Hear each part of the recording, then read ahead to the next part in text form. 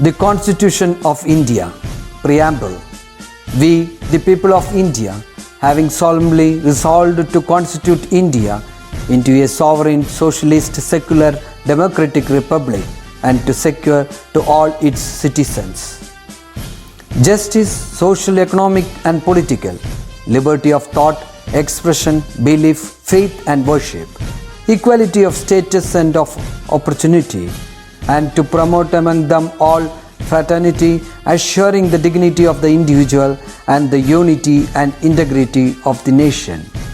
In our Constituent Assembly, this 26th day of November 1949, do hereby adopt, enact and give to ourselves this Constitution.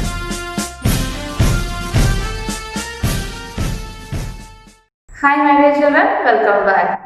I hope all are in a happy mood after Onam celebration. Isn't it so? Yes.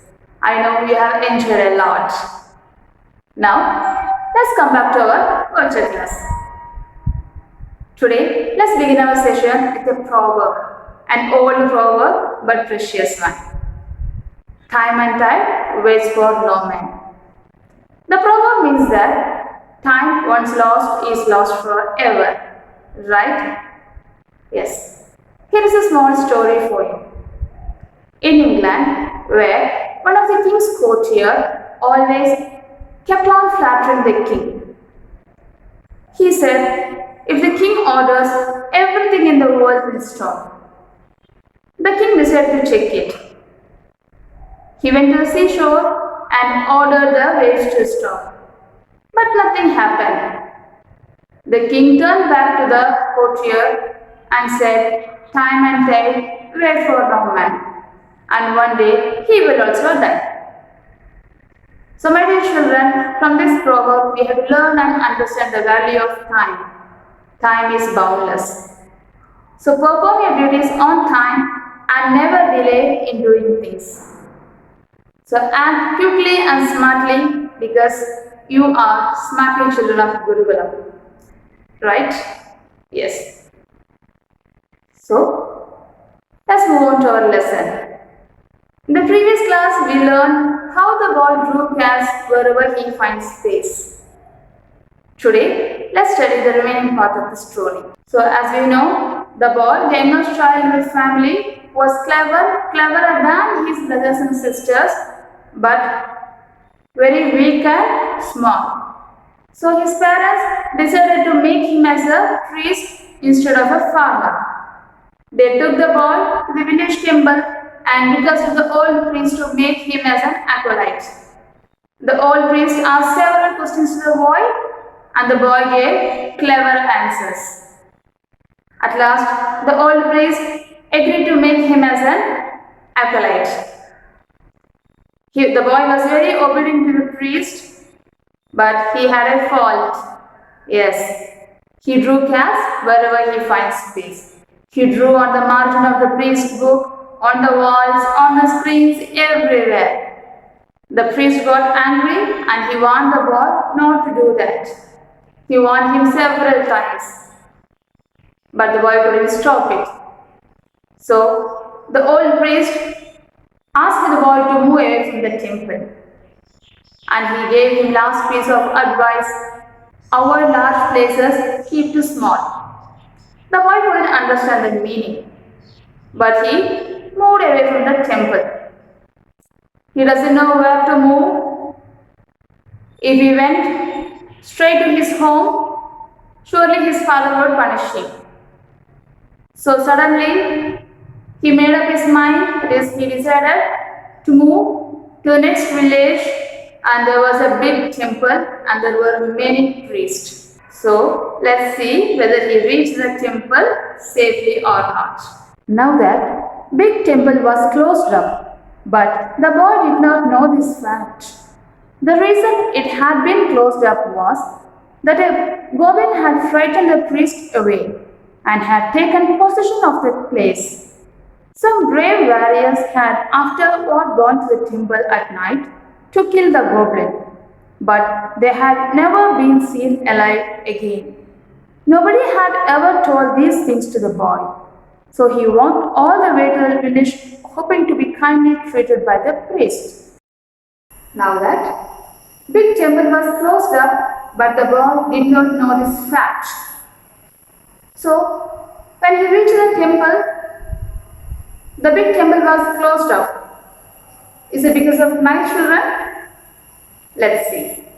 The reason it had been closed up was that a goblin. What do you mean by goblin? Yes, an enormous rat. An ugly, monstrous rat. The goblin had frightened the priest away and had taken the possession of the place. Possession means ownership. So the goblin had frightened all the priests away from the temple and he took the ownership of the place. Some brave warriors had afterward gone to the temple at night to kill the goblin, but they had never been seen alive again. So after that, many warriors, brave warriors, came to the temple to kill the goblin, but there is no use. The goblin killed all the warriors. So from those incidents, the people became afraid to go to the temple. So who was all alone on the temple? Yes, only goblin. Nobody had ever told these things to the boy. So he walked all the way to the village hoping to be kindly treated by the priest. So our little boy did not know anything about this. So he hopefully moved to the temple. When he got to the village, it was already dark and all the people were in bed. But he saw the big temple on a hill at the other end of the principal street. And he saw there was a light in the temple.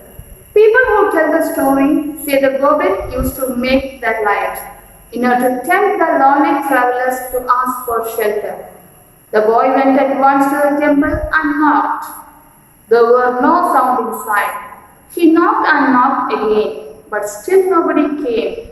At last, he pushed gently at the door and was quite glad to find that it had not been fastened.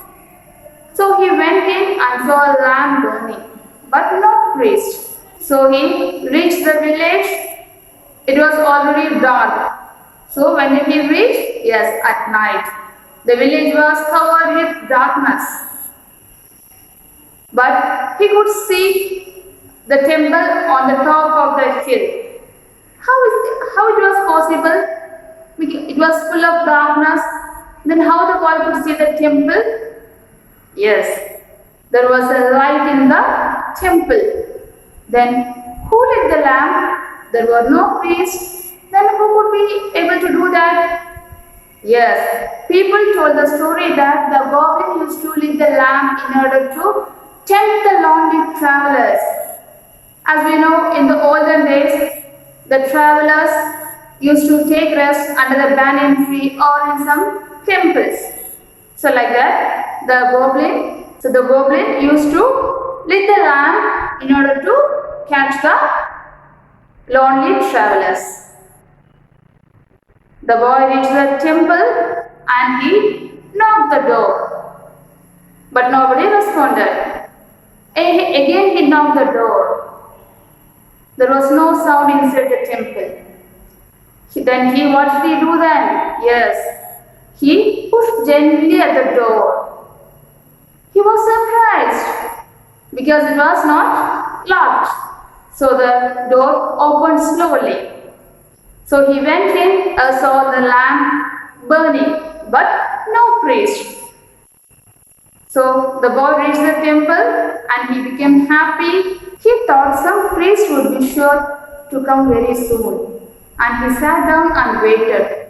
Then he noticed that everything in the temple was grey with dust and thickly spun over with cobwebs. So he thought to himself that priest would certainly like to have an acolyte to keep the place clean. He wondered why they had allowed everything to get so dusty. What most pleased him, however, were some big white screens good to paint cats upon. Though he was tired, he looked at the ones for a writing box and found one and ground some ink and began to paint cats. by seeing the light, the boy thought surely some priest would come early.